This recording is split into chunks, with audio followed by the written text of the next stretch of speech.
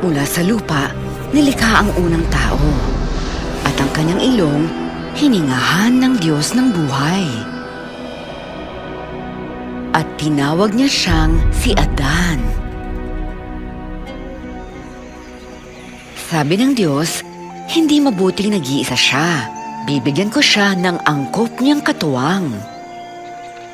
Kaya mula sa isang tadyang ni Adan ay lumikha ang Diyos ng isang babae at kanyang pinangalanan siyang Eva. Sina Adan at Eva ay namuhay sa presensya ng Diyos sa magandang hardin ng Eden na para sa kanila. Kasama at kaukausap sila ng Diyos sa hardin. Wala pang kahirapan, kalupitan at kamatayan noon.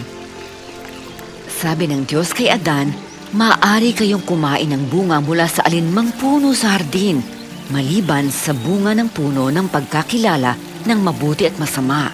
Mamamatay kayo sa sandaling kainin niyo yon.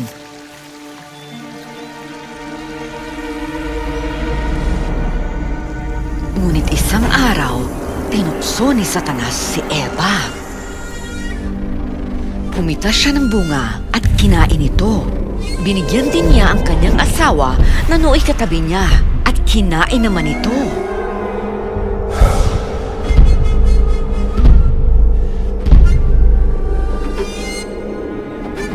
Ang kahiyahiyang pagsuway ni Adan at Eva ay sumira sa kaayusan sa hardin, sa magandang ugnayan ng mag-asawa at sa magandang pakikipag-ugnayan nila sa Diyos. Isinumpa ang lalaki na habang buhay na magpapagal at ang babae ay labis namang maghihirap sa panganganak at pamumunuan siya ng kanyang asawa. Ngunit may pangako ang Diyos na darating ang araw na ang binhi ng babae na kanyang sariling anak ang tuturog sa ulo ng ahas. Isinasaad ng mahabaging Diyos sa Biblia ang kanyang plano na maibalik ang magandang ugnayan at dangal sa kanyang nilikha. Ibinunyag niya ang bahagi ng kanyang plano kay Abraham. Nagtiwala si Abraham at nagbigay karangalan sa Diyos. Nangako naman ng Diyos na pagpapalain siya pati na ang mga tao sa lahat ng bansa sa pamamagitan niya. Isang araw, sinubok ng Diyos si Abraham. At sinabi niya sa kanya na humayong kasama ang anak at gawing isang hain.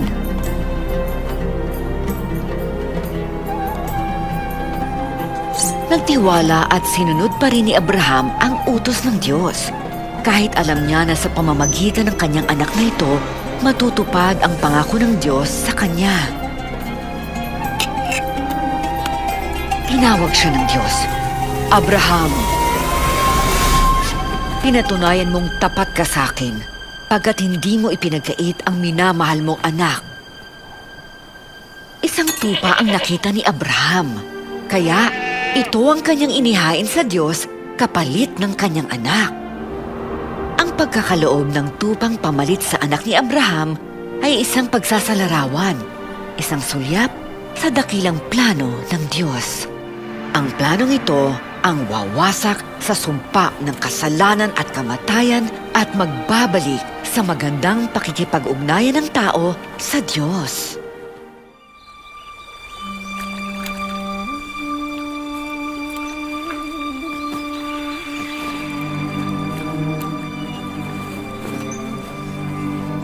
May isang dalagang nakatira sa Nazaret na nakatakdang ikasal kay Jose. Maria ang kanyang pangalan.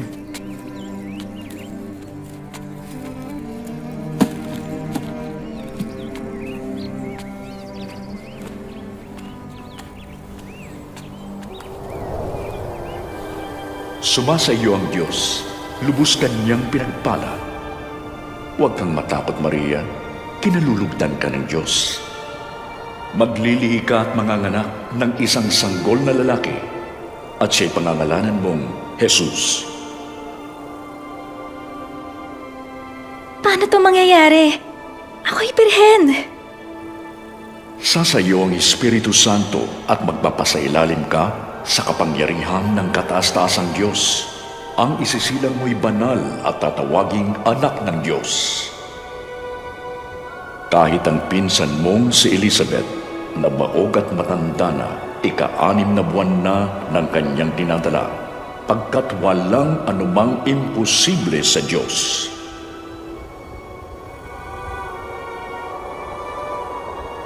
Ako'y lingkod ng Diyos. Mangyari sa akin ang iyong sinabi.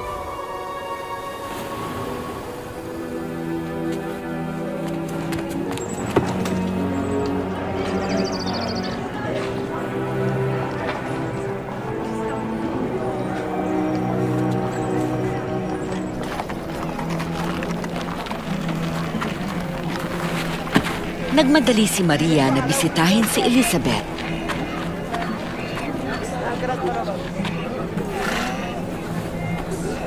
Elizabeth! Maria! Pinsang Maria!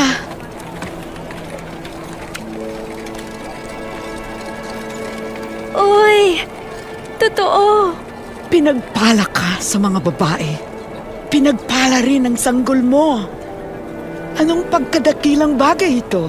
Nadalawin ako ng ina ng aking Panginoon. Nang marinig ko ang iyong bati, kumalaw sa tuwa ang sanggol ko. Nagpupuri ako sa Panginoon. Nagagalak ako sa Diyos na aking tagapagligtas. Ako'y abang alipin na nilingap niya. Mula ngayon, tatawagin na akong pinagpala.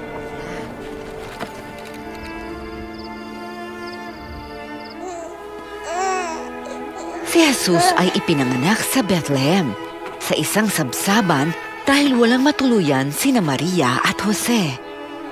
Ipinahayag ng mga anghel ang kanyang kapanganakan. Pagsapit ng araw upang tulian siya, pinangalanan siyang Jesus, na ang kahulugay, ang Diyos ay nagliligtas. Dinala ni na Maria at Jose ang bata sa templo upang ihandog sa Panginoon. Nang marinig ko ang kanyang kwento, nabatid kong si Jesus ay hindi pangkaraniwang propeta. Ano yung sinabi ng anghel? Si Jesus, anak ng kataas-taasan? Siguro naman na hindi nagkarelasyon ng Diyos sa isang babae. Hindi talaga.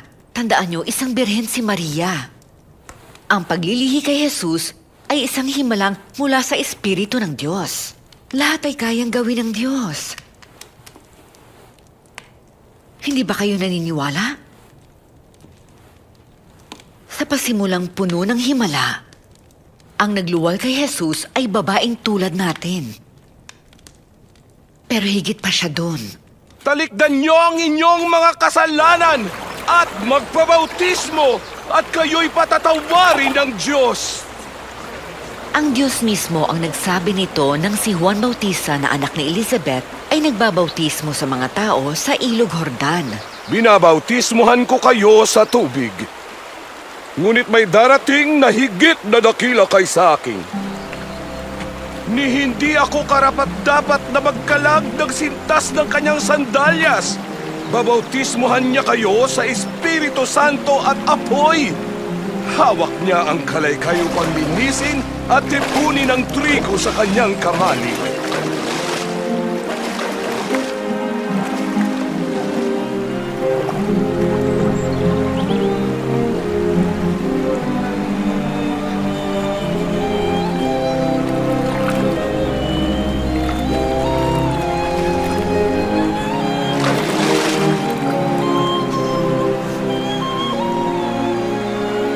Bumaba ang Espiritu Santo sa kanya sa anyong kalapati. At isang tinig mula sa langit ang narinig. Ikaw ang minamahal kong anak. Lubos kitang kinalulugdan. Nang mabautismuhan, nagtungo si Jesus sa bawat bayan, nagturo at pinagtibay ng kanyang mensahe ang kanyang kapangyarihan.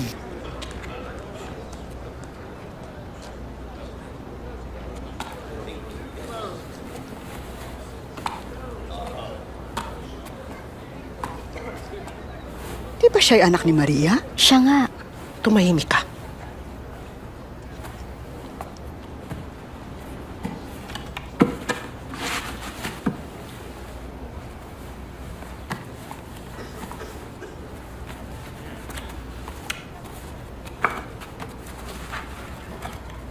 Ang Espiritu ng Panginoon ay sumasa akin.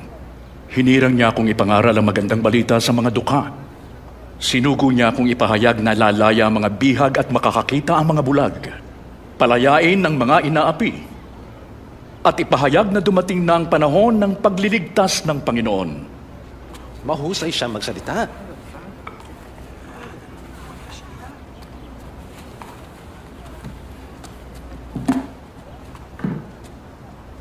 Ang kasulatang ito ay natupad ngayon, gaya ng aking binasa. Natupad ang kasulatan?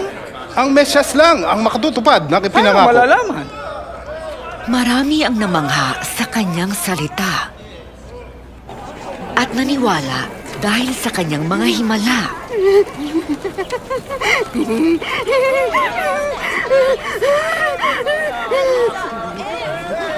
Ito na siya. Ito na naman siya.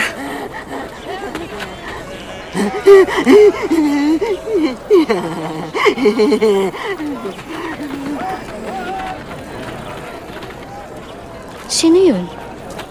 Ang guro mula sa Nazareth. Si Jesus. Kumusta? Kamusta? Alis, hindi ka kailangan dito.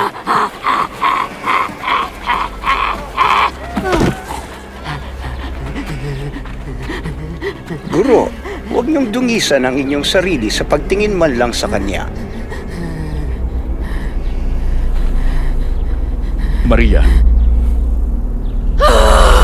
Anong nais mo sa amin, Jesus na taga Nazaret? Kilala ka namin, ikaw ang banal na mula sa Diyos! tahimik! Masasamang espiritu.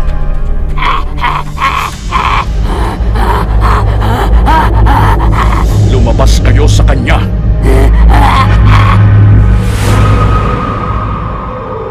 Patay na siya. Pinatay niya? Hahawakan niya siya. Di yan gagawin ng isang banal. Maria, anak ni Abraham.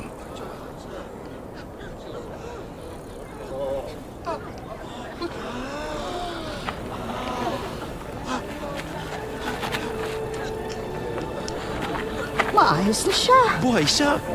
Himala. Sino ang taong ito? Pirito may sumusunod. Ito'y himala. Isang himala. Paano to? Salamat!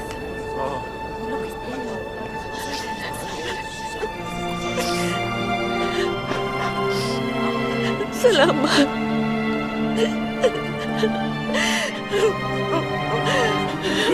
Salamat! Salamat!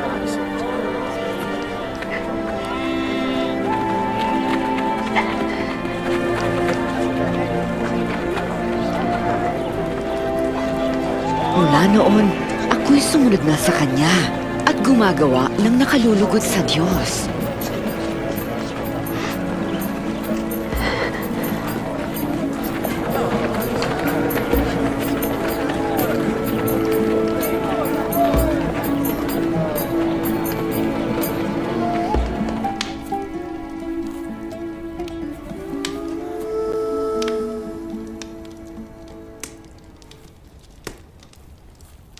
Maraming taong nabuhay ako sa kahihiyan. Pero ibinalik ni Jesus ang aking dangal. Pinalayas ng kanyang kapangyarihan ng masasamang espiritu. Oh, mahal. Sapira, Dina, narinig mo si Jesus at nakita ang kanyang mga himala, hindi ba? opo.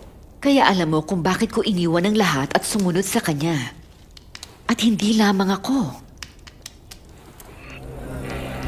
Tayo'y gutom sa pisikal at espiritual at kailangan nating may magtuturo ng daan tungo sa Diyos.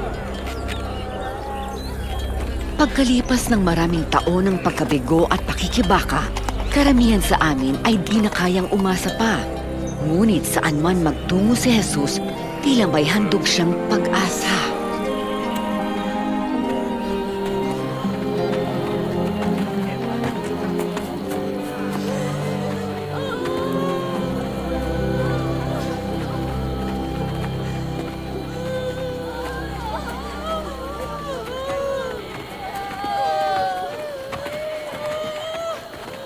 Teka, sino yun? Isang binata. Pugtong na anak ng isang balo.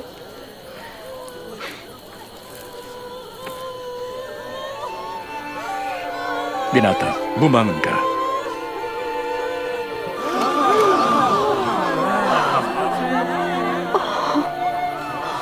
Dumating sa atin ang isang dakilang propeta. Dumating ang Diyos sa ating ikaliligtas.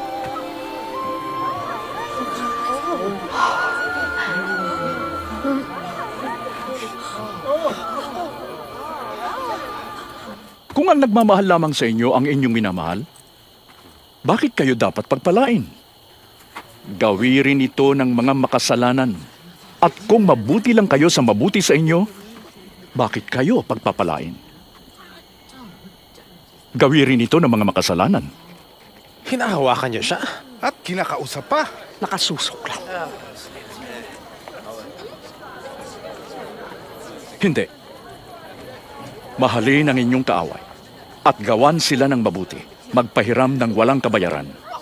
At malaking gantimpala ang inyong tatamuhin at kayo'y magiging mga anak ng kataas-taasang Diyos. Siya'y mabuti kahit sa masasama. Maging mahabagin kayo tulad ng inyong amang mahabagin.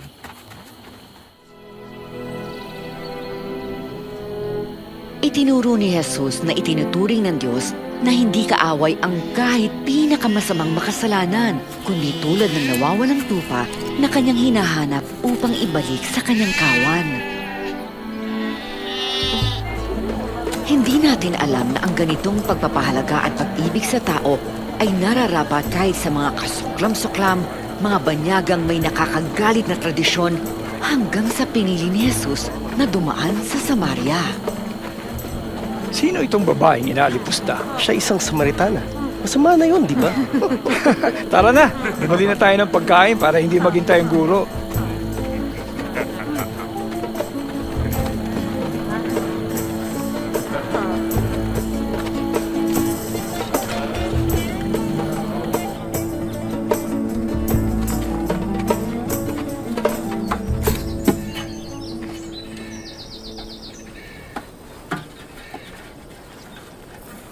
Painom na. Isa kang Hudyo. At Samaritana naman ako. Bakit ka sa akin humihingi? Kung alam mo lang ang pinagkakalob ng Diyos at kung sino kung humihingi sa iyo, ikaw ang hihingi sa akin. At bibigyan kita ng tubig na nagbibigay buhay. Ginoo, malalim ang balon at wala ka namang panalo. Saan ka kukuha ng ganoong tubig? Pamana sa amin ni Jacob ang balong ito. Dito siya uminom, ang kanyang mga anak at mga hayop. Ibig bang sabihin na higit ka pa kaysa kay Jacob? Ang bawat uminom ng tubig na ito ay muling mauuhaw. Ngunit ang uminom ng tubig na aking ibibigay ay di na muling mauuhaw pa. Ang tubig na ibibigay ko ay babalong tulad ng buhay na walang hanggan. Ginoo, bigyan niyo po ako niyan nang di na ako mauhaw muli. Ni pumarito upang sumalok muli. Tawagin mo ang iyong asawa at isama mo rito. Wala akong asawa. Tama ang sinabi mong wala kang asawa.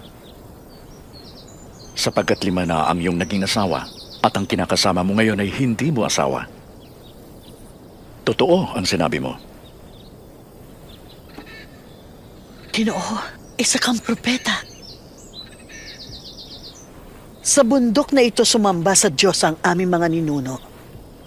Ngunit sinasabi ninyo mga Hudyo na sa Jerusalem lamang dapat sambahin ang Diyos.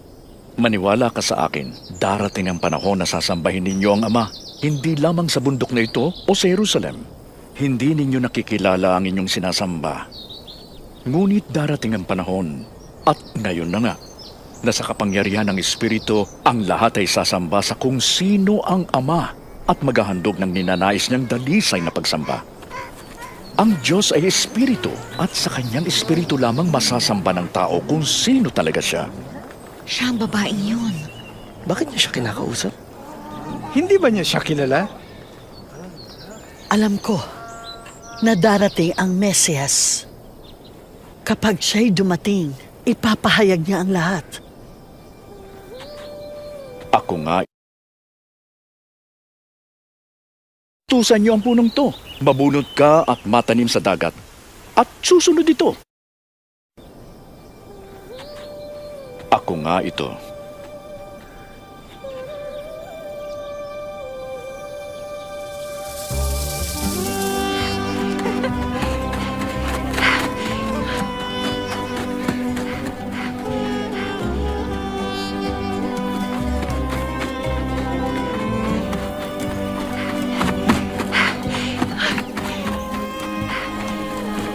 Halik kayo!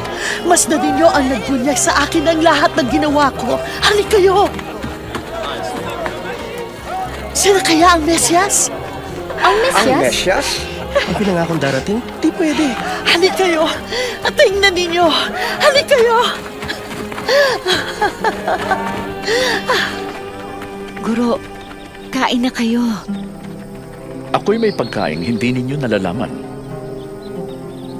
May nagdala ba sa kanya ng pagkain? Ang pagkain ko ay tuparin ng kalooban na nagsugo sa akin. Ganapin ang ipinagagawa niya sa akin. Hinug na ang pananim at handa ng anihin.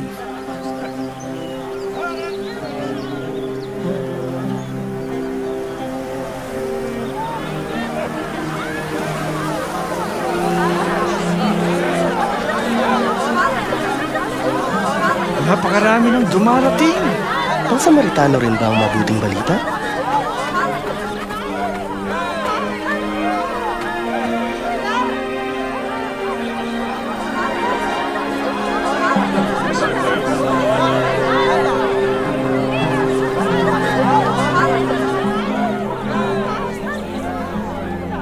Nilapitan ng mga tao si Jesus at nakiusap na manatili siya at turuan sila. 2 araw kaming nanatili roon at marami pa ang sumampalataya sa kanya. Ang pagkabalisan niyo ba ay makapagpapahaba ng inyong buhay? Kung ganitong kaliit di niyo magawa, bakit kayo mababalisa? Masdan niyo ang mga bulaklak. Ang mga ito'y lumalago. Ang mga ito'y di nagpapagal. Si Solomon man ay hindi nakapagsuot ng kasing gandanan sa kanila. Kung ang Diyos dinaramtan ngayon ang mga damo na sinusunog lamang, kayo pa kaya ang tinyad damtan? Kulang ang inyong pananampalataya. Dagdagan niyo po ito. Kung ang pananampalataya niyo ay sinlaki ng buto ng mustasa, utusan niyo ang punong to. Mabunot ka at matanim sa dagat. At susunod ito.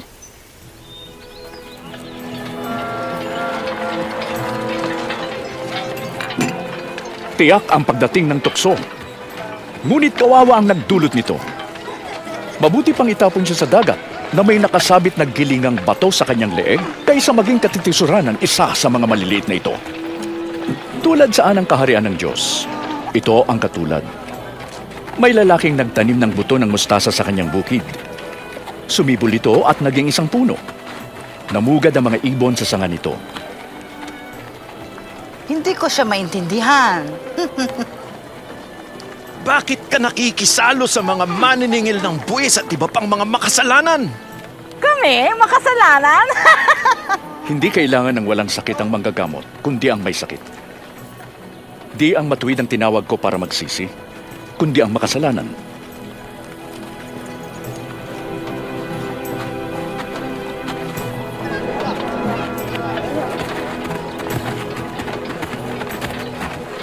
Mahawakan ko lang ang kanyang damit. Gagaling ako.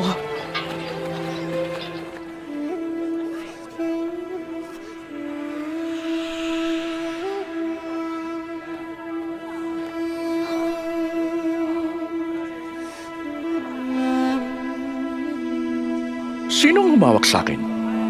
May humawak sa akin. Naramdaman kong may bisang lumabas sa akin.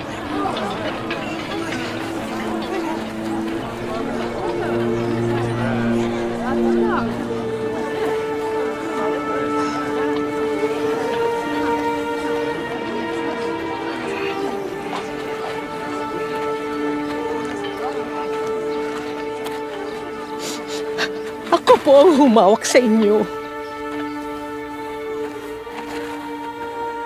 12 taon na po ako dinurugo. Walang nagawa ang mga magkakamot.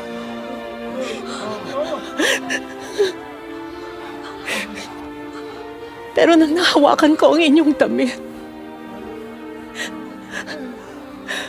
gumaling ako.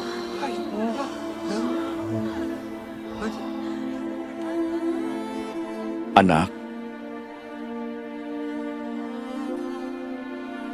pinagaling ka ng iyong pananampalataya.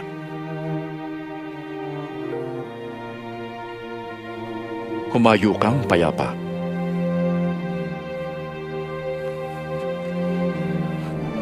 Salamat po.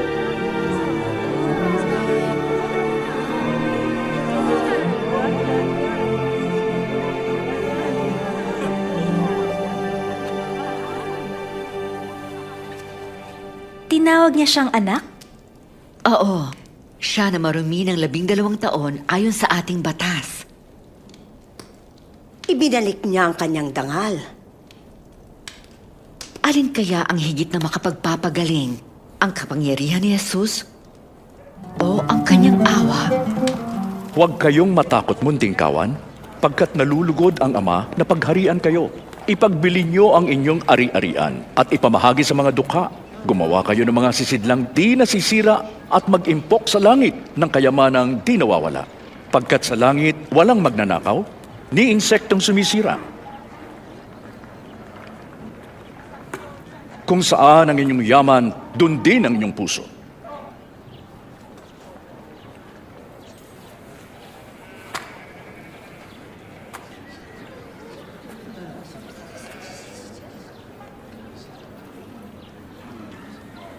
Babae, magaling ka na sa iyong sakit.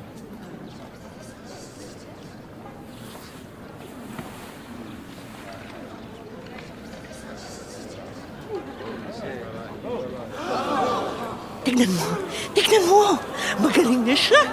Himala, pansinin niyo, magaling na siya. Dali, tignan niyo. Isa na namang himala! Dakilang Diyos!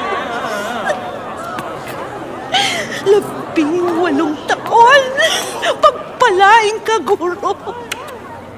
Mayroong 6 na araw sa paggawa. Dapat isa sa mga araw na yun kayo nagpagaling, di sa araw ng Sabat. Mga mapagkunwari, hindi baga kinakalagan niyo ang inyong baka o asno para painumin kahit araw ng Sabat? Ang anak na ito mula sa lipi ni Abraham ay iginapos ni Satanas sa loob ng 18 taon. Di ba dapat siyang kalagan kahit ngayoy Sabat?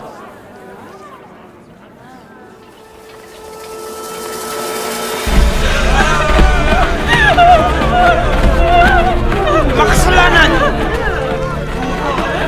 Mapangalunya! Mapakiapid! Mapakiapid! Mangangalunya! Guro, ang babaeng ito'y nahuli sa aktong pangangalunya. Ayon sa kautosan ni Moises, dapat batuhin hanggang mamatay ang tulad niya! Batuhin siya! Mapakiapid! Batuhin siya! Batuhin siya! Batuhin siya! Mapakiapid! Batuhin siya! Anong masasabi mo?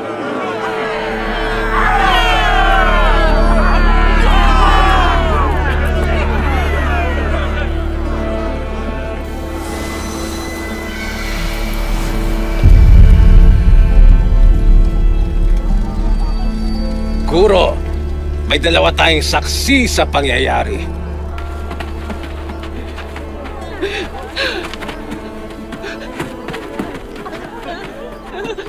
Anong dapat gawin sa kanya?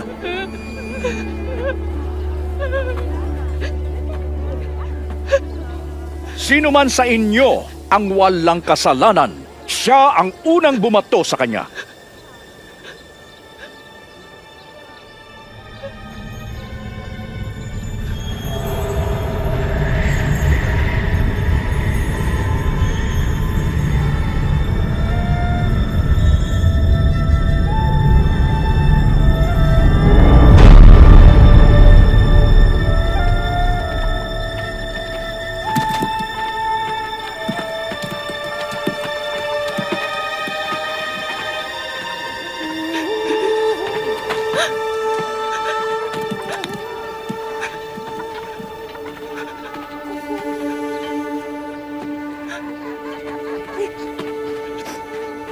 Babae. Nasaan na sila? May humahatol pa ba sa'yo? Wala na po. Di rin kita hahatulan.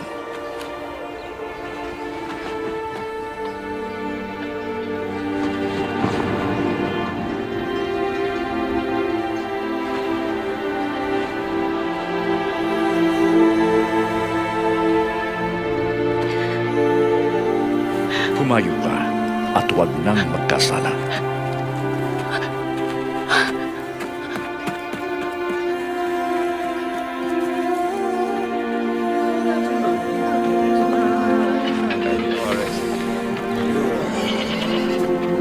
Tay, di ko makita. Sampak sa balikat ko. Nakikita mo na? Nakikita ko na si Jesus. Kanyang sinusuway ang kautusan, pati na ang sabat. May binhing napunta sa daan at napakan. Kasakasama ng makasalanan. Kung siya'y pababayaan natin, maniniwala ang lahat sa kanya. Paparito ang mga Romano at wawasakin ang ating templo. Mayroon namang nalaglag sa matabang lupa. Bigo silang mabihag si Jesus o pigilang sumunod ang mga tao sa kanya. Pero porsigido silang matigil ang pagpapahayag ni Jesus na siyang ipinangakong Mesyas. At nakatagpo sila ng magkakanulo kay Jesus.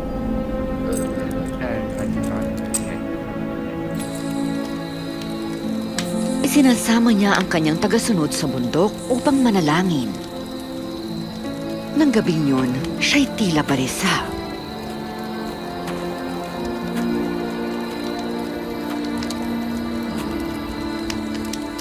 Bakit kayo natutulog? Bangon! At manalangin kayong hindi mahulog sa tukso.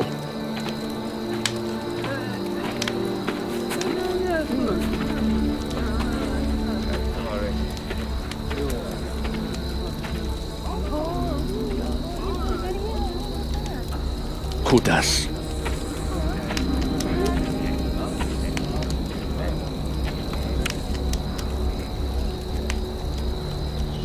Ipagkakanulo mo ba ang anak ng tao sa isang halik? Panginoon, lalaban na po ba kami? Dakpin siya! Tama na!